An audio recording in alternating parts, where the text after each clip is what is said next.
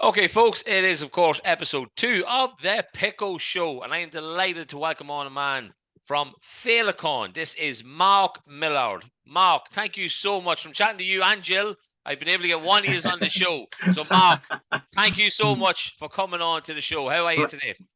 Pleasure. Yeah, and good. Thank you very much. Yeah, not too bad. It's been a sunny day in Cork, so happy out.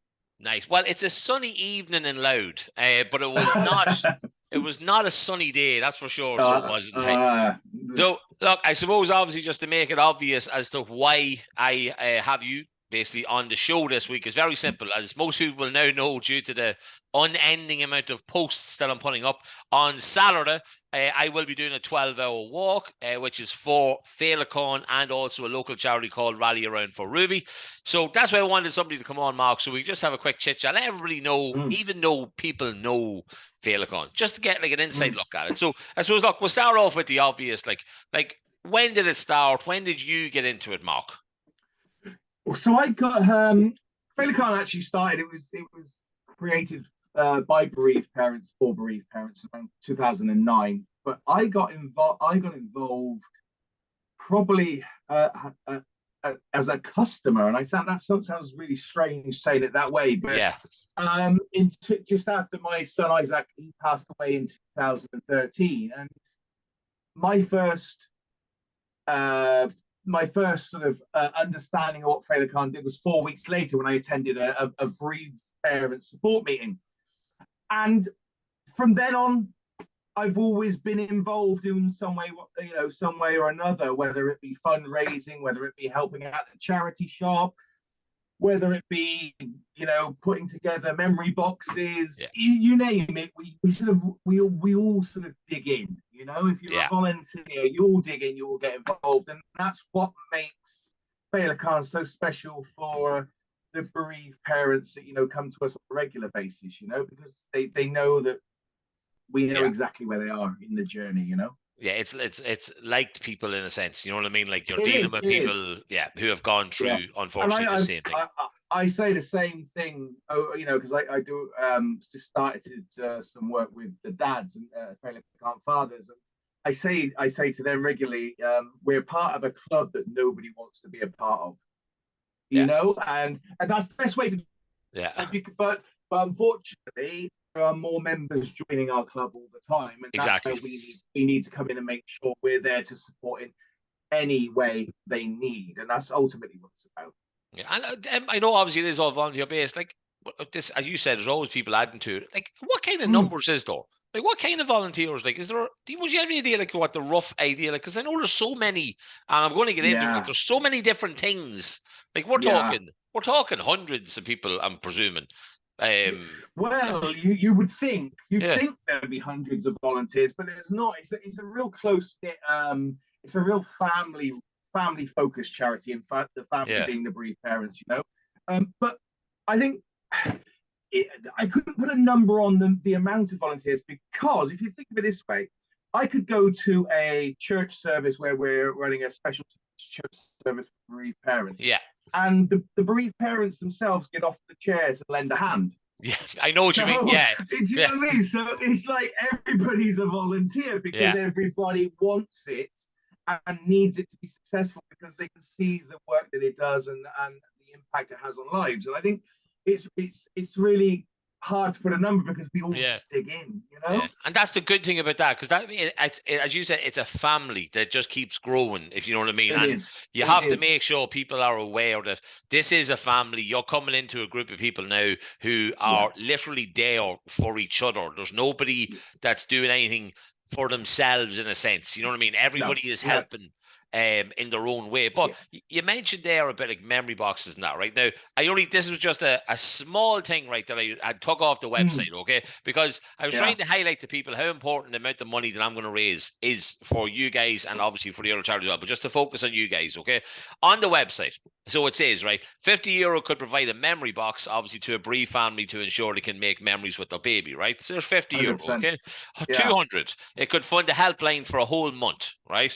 150 could provide a facilitated support meeting for up to 30 bereaved parents. So I know you kind of mentioned that, you know what I mean, about having meetings. And then obviously the other important side of it then as well is when you do obviously get volunteers, it says €300 could fund a bereavement and befriending training for up to 20 volunteers.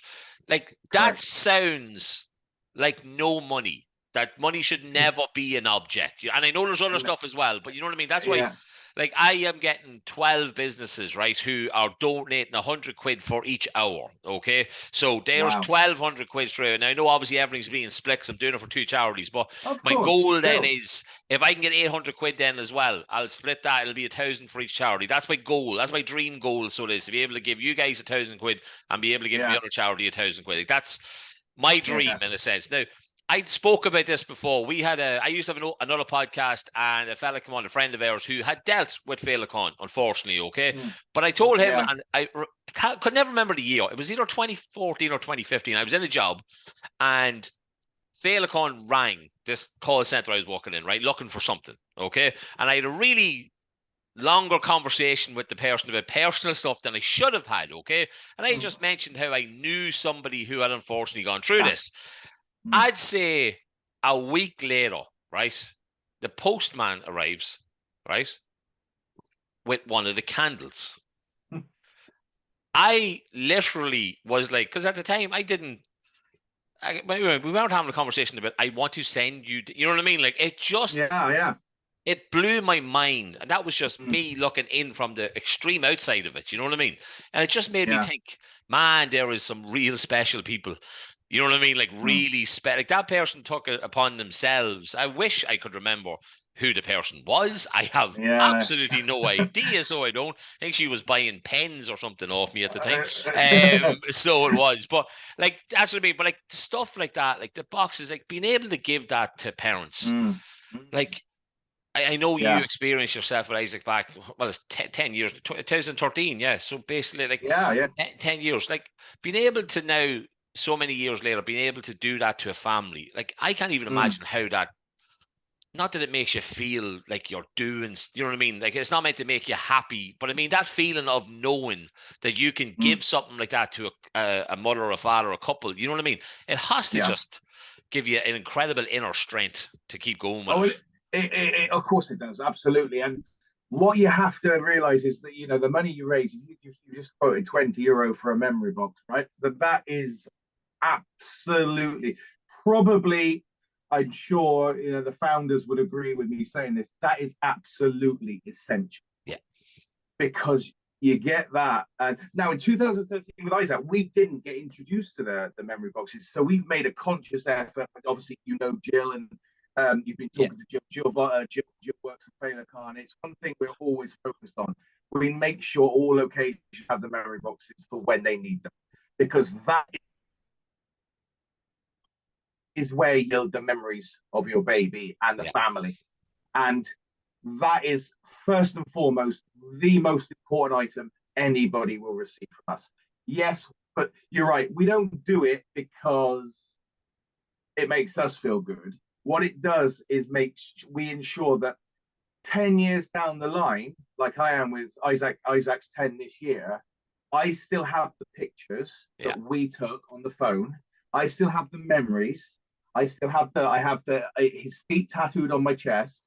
Brilliant. But if I didn't get that part of that memory box, albeit it wasn't the full one at the time, but that's, you know, if I hadn't have had that, I wouldn't have had this tattoo. I wouldn't have had the pictures. I wouldn't have had any of them. I wouldn't have had the blanket that we wrapped him in when we laid him to rest. You know, so that for me, if I was to call out anything for you, that money you raise is absolutely unbelievable and essential to that. And that's just one piece, as you read out there. But for me, that's the game changer. Yeah, and like, that's the thing, because I know obviously, like, there was other stuff as well in relation. I know we said there, like, the imprints, with the candles, as I said, and then I didn't know this was a thing until I seen it on the website. But a cuddle cot, we had that with Isaac. We had that with Isaac. It gave us 3 extra days with him when he passed. And that was, again, so my mum and my parents came over from the UK, so they were able to see him and hold him. Nanas and granddads from over here, obviously in Ireland, and uncles, they all got that moment that we wanted them to have, and obviously they wanted to have as well. And it's down to that cuddle cot. So one, again, an essential piece that's in the hospitals, the maternity hospitals around the country. And if it doesn't, if we don't have one in a hospital and it's needed, we'll get one to them. Yeah, it said about a community cuddle cot. I was reading that and I was just like, yeah. There's no saying no to this. Like, let's make it happen. No. There's no, the reason you got a candle is because that's what we do. Yeah. If there's anybody that has been touched by, and this could be years and years back, not even as recent as 10 years for me, we will endeavor to make sure that they get a candle that they can light. Yeah, especially in October, to take forward. It's just memories, reflection. Because let's be honest, this is probably, and you'll know better than I am, I would within Ireland, it's probably a bit of a taboo subject back in the day. 100%. Yeah, 100%. So it is. And we're trying to do the opposite to that now. Yeah. We want we want fathers, and I do a lot of. I hold a 5-a-side soccer get together once a month with the fathers. Brilliant. And we take time to chat. We take time to chat. And like sometimes that's all it needs. You just need to have that shoulder. God knows we hold in a lot, whether it's men or not. You know what I mean? Like obviously everybody says men obviously more so than anybody tend to hold in 100% though. It's true. It's true. And like it all works together because obviously it impacts your mental health then as well. So it does, which obviously can lead down a very different road. You know what I mean? And knowing that you have that family around you, that support group, whether it is a 5-a-side game, whether it's like the memory box and all that is incredible, but it could be for a bloke so simple as knowing that he has a 5-a-side game to go to, and it just 100% is. Yeah. You know what I mean? It kind of. I'm going to have to increase that time because I think there's a lot of fathers out there now who've got that. They feel more confident going to that one game. But if we had 2 games, I think that the healing process and the ability to chat about how you feel. We got a WhatsApp group that is really, really open. And it's absolutely brilliant to see fathers sharing their feelings with other fathers, because we've all been there. This is not it's you and I'm listening. This is all of us together here. And I think that's really, really important. And look, I want to do more in that area, and we will. But we've made a start, and that's important. And I think that's the important thing about, like, say, WhatsApp groups, like, is that this is all people who have gone through. There's nobody just being there as I want to listen, I want to help. Everybody wants to help because everybody has gone through it. You know what I mean? And, like, I know, like, unfortunately, a friend of mine passed away last week, right? And it made me think a lot about mental health and stuff like this, right? And I was thinking, because the Pieta House had the walk, obviously on Friday, which is obviously like, geez, walk away, you fundraise and all that kind of stuff. But my logic over the whole weekend was, when we were chatting and we were at, like, say, the wake and stuff like that, was, you can spend 26 quid to get a t-shirt and go for a walk, which is fine, but it costs you nothing to send a WhatsApp message to a mate. No.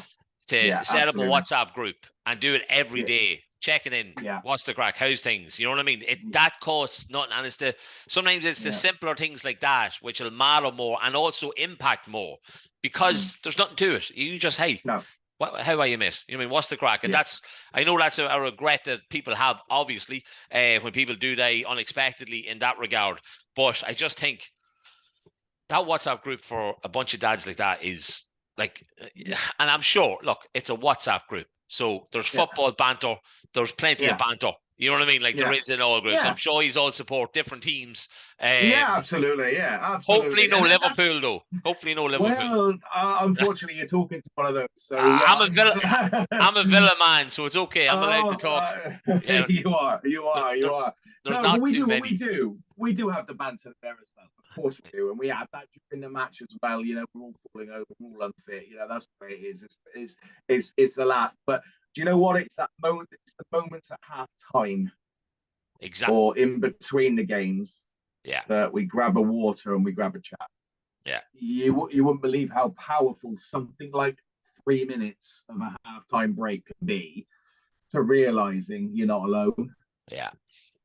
And, like, you're right, because it's so taboo in Ireland. It's not even saying, like, and it's, I know we're in 2023 and Like people talk about loads of things that are still to be talked about in a sense, like, but like this is because like now I obviously I'm doing this fundraiser up because I know people who have been impacted with this. This isn't something that I have thankfully obviously ever been impacted, but I know a lot of people who have, unfortunately. So that's why obviously when people are close to you as well, and you know what I mean, whether they let you in or not, you know what I mean, you want to be able to try and do something. So that's my purpose behind trying to do this. And then obviously, like you said, if it helps get people memory boxes, it helps get them candles, it helps get them whatever it is, you know what I mean? Like I just like as I said, this is only a brand new show now. I had a previous one with my best mate that went on for 2 years, 100 episodes, and we did loads of charity stuff. And I kind of said when I wanted to start this one that it was going to be a lot more charity based. You know what I mean? So I just want to find 100%. Causes that need a little bit of support, give them a platform. You know what I mean? And obviously let more and talk because it's important. These things need to be talked about. They do need to be talked about, and we need to encourage more of that. And again, as you read out there, X amount of euro can mean that we have a support meeting on a monthly basis, live in person. You know, and that was hard if you think about the pandemic and how that went. Oh yeah, you can imagine the incredible difficulty and pressure people were under because they couldn't get to those in-person sessions versus the sessions which we've continued because again some people feel more comfortable that way, but those in-person sessions are, you can't put a price on those. You cannot put a price to those sessions, you know. And that's really and again Jill hosts most of those, you know, so she's especially in Cork, you know. And I know obviously like you said there, it's important though to have it both ways. Some people would rather sit like this, that's fine. That's what you need to make sure they're comfortable, otherwise they'll just remain in their shell, you know, which you don't want. So no, whatever, you've got to have horses for courses, right? And this is where we have to adapt. And Feileacain is, you know, quick to adapt. We've seen that we knew the virtual was needed for pandemics, and they went ahead and did it, you know. But they also recognize you don't just stop something if people need it either. Exactly. In fact, what you do is increase it. You know, and that's what I said about the football. It's something I have to look at. But you know, the dads are crying out for it, so you know, we'll make it happen some way. Well, you should set up. The fun thing was on the last episode I did, I actually interviewed a guy I went to school with who had a heart transplant. Okay, and he is now the captain of the Ireland transplant football team. Right? Oh my God. Okay, well, that's like so. It's brilliant, isn't it? It's brilliant, though. Like, I mean, that's exactly what you want. Like, you know, and that's same again. It's a team of all lads who support each other because they've all had transplants and stuff. And again, it's the exact same thing. Like they have their groups, they have their chats, and they have everything else. But it's just showing you that in any walk of life, you know, I mean, if anything bad does happen to you in any way, shape, or form, there can be a support system there for 100%. You and 100% anybody who needs it. I think that's the biggest thing. That is the biggest thing, and you're absolutely right. And I think the one thing you would never hear of Feileacain unless you were in the situation you were in, and that's the fact of the matter. People would walk past me, and I wear, you know, if I'm wearing my Feileacain shirt and ask what you're doing, you know, they didn't even know it existed. And do you know what? Thank goodness. But for those people who need it most, ultimately we're there right at the beginning of that journey, and I think that's really important. Feileacain have done, you know, they're working. For me, it's there's no price that can be put on it. It's just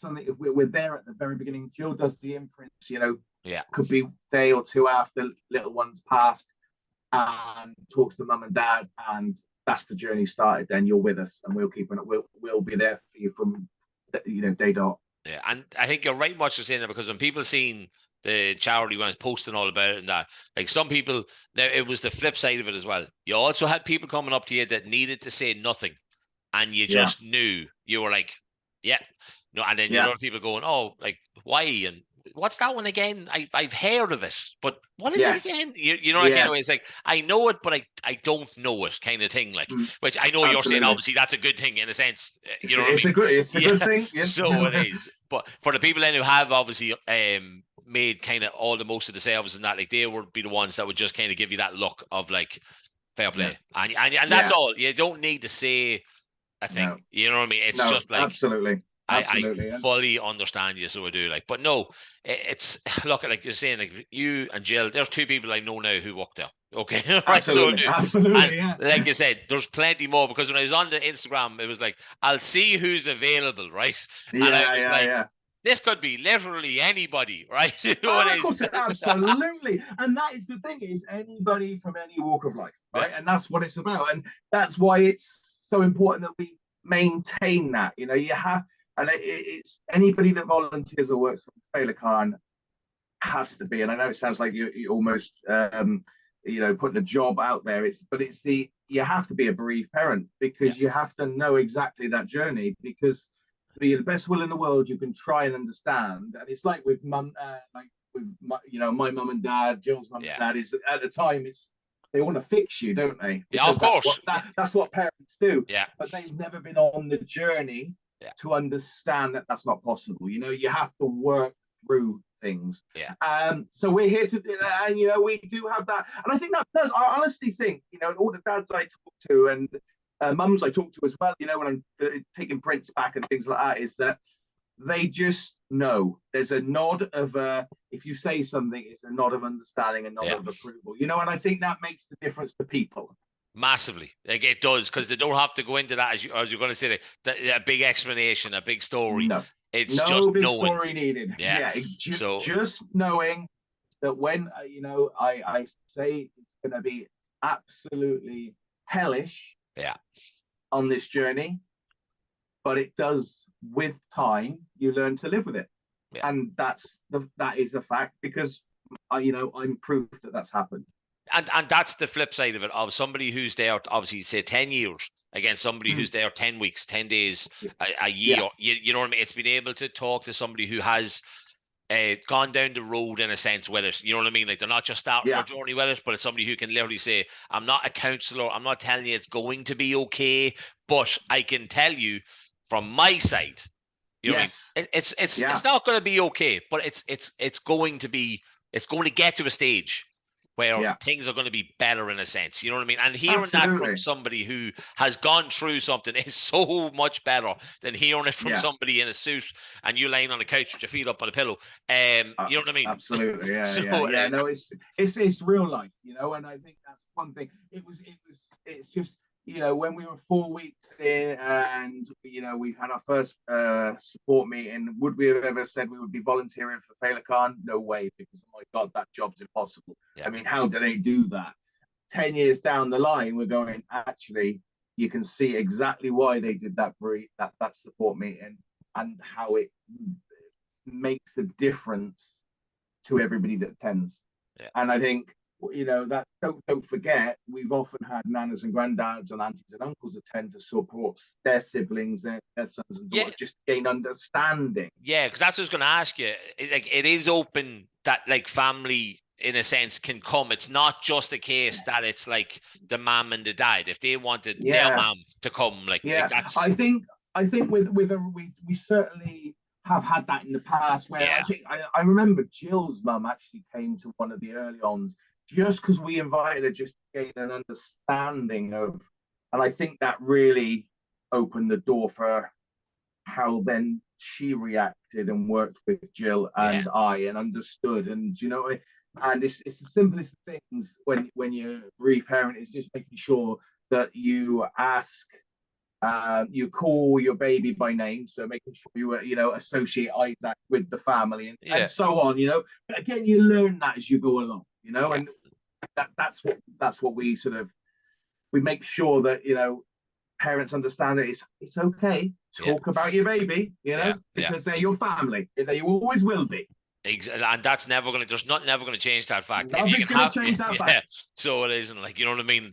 It's a case of, if people are together getting through this, being able to say, oh, like, Isaac would have been 10 this year. You know that kind of way. Like, that's a normal sentence to have. You know what I mean? There's nothing wrong. Like, you know what I mean? Like, there's not somebody going to go, oh, can you say that? It's like, of course I can say that. That's my boy. You know what I mean? Like, absolutely. And his name was Isaac. And we celebrated his communion last year. Because we had like-minded parents whose daughters and sons were going to make the communion at the same year, and we had a special get together where it was focused on communions that were, that are, and that would have been, if you like. Yeah. But we did it, and every milestone's the same. Christmas, birthdays, it doesn't matter. They're still part of your family, and it's okay to talk about them. And nanas and granddads, aunties and uncles, you know what? It's actually okay to say the name too. You know? Yeah, I know. And it's actually all right to speak about it. You know? Yeah. Don't worry about upsetting us. We'd be more upset if you don't mention them. That's the thing. But it's like you said, it's because of how it was so many years ago. People would have been thinking that this was how it was. And again, that's why it was so important for, say, Jill's mom, like you said, to be able to go into something like that. Just because obviously that wouldn't have been, like, obviously we're talking of a certain age, you know what I mean? Like that wouldn't be something that ever would be done or anything like that. Like you're talking in the last, 20, 30 years, you know what I mean? Like of not a shift in it, but you know what I mean? There's plenty of stuff that needs to be talked about more. This is simply just one of them that needs to be mentioned more, talked about more, supported more, which is the sole purpose of my walk thing here, is because like people were literally like, like why? Like as in like you know what I mean? Like you're not part of that in a sense. So they're like, but why? And it's like, just go look at the website and read what they do. Literally. If that doesn't make you want to put your hand in your pocket or go try and walk for 12 hours, then nothing will, like, you know what I mean? It can be as simple as that. So it can. Exactly. And also, can I just say, I love the name Isaac, right? So I do. Like, I just want to say that is, I love that name. So I do. Like, it's a fucking brilliant name. So it is. Like, hey. But no, we're very lucky. You know what they say. But listen, Mark, look, I hope that has been okay chatting. I hope everything goes well with Feileacain. And good luck for your walk. Yeah. It's what I'm noticing is it's the tone of how people say the word good luck. It's like good luck. There was an apprehension in my voice. I almost felt it came through. You'll be brilliant. You'll be brilliant. Once you start, it'll fly. And the thing is, there's people that are saying they want to come out and meet me for an hour and walk and that, because that'd be brilliant. As I said, I tell people you need to sometimes take a break, sit down and talk. I says, you know what, we'll just walk and talk. You know, I mean, somebody wants to come and see me for half an hour or an hour or whatever, I'll literally walk along the street and we can just talk crap. We can talk about whatever. Absolutely. Get it out in the lovely air, and hopefully in Loud it's going to be a nice day on Saturday. So meant to be good weather. I hear. So I didn't check it. I waited till today to check it, so I did. But no, fingers crossed. But look, I am very honoured to be able to do something like this and to try and support you guys and support the whole charity. And look, I really appreciate it. And thank Jill, obviously, because I know she was coming back to me on the Instagram. But Mark, honestly, thank you so much for everything that you do, for everything that everybody does, and thanks so much for coming on to the show. I really, really appreciate it, mate. Thank you so much. My pleasure, and thank you for having me. Brilliant. Thank you very much.